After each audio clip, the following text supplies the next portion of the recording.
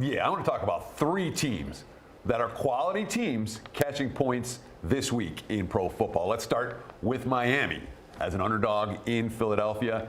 Philly's got a banged up secondary, and that's probably not what you want going against the most explosive, dynamic, pass-catching group in the league. It is worth noting, however, Miami, from a strength of schedule standpoint, they've been feasting on the weak. Their one game against the strong was not pretty.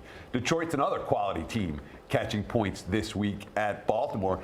And they're a really interesting story. Dan Campbell, 28-12 against the spread. The single best head coach against the point spread in recent history. He's been a real money-making machine since he arrived in Detroit.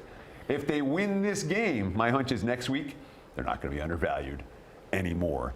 And let's talk about L.A. The Bolts catching points at KC. I know they lost to Dallas on Monday night with only by a field goal. And we've seen every game this year from the Bolts decided by less than a TD. KC's an under team now. They're not blowing teams out. This has been a tight divisional rivalry.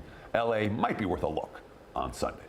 Okay, those are 3 games I think everybody would want to watch. Jack, you found some games you may not want to watch, but you might want to bet on. Yeah, he's living in the middle where we have teams that are pretty good and people want to watch. I prefer to spend my time in the gutter. I mean, down there dwelling amongst the trash, trying to pick up some cans or something. We know that. And this week, again, last week we talked about the anatomy of undefeateds that could lose and what it would take. And actually both of them were right. Played under in both, and they ended up both losing. This week we're going to go to the bottom. I call it the murder she wrote, but it's basically when you would turn on Gilligan's Island or anything else other than what's on if you only had one game to watch.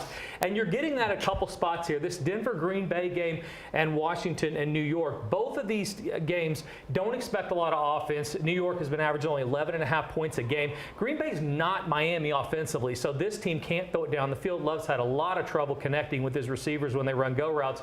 So let's look under the total, which makes the dumpster even that much more enjoyable. 3 and out, punt the ball away, clouds of dust, and no points. So I like under in the Denver-Green Bay game and also Washington and New York. So you hold your nose.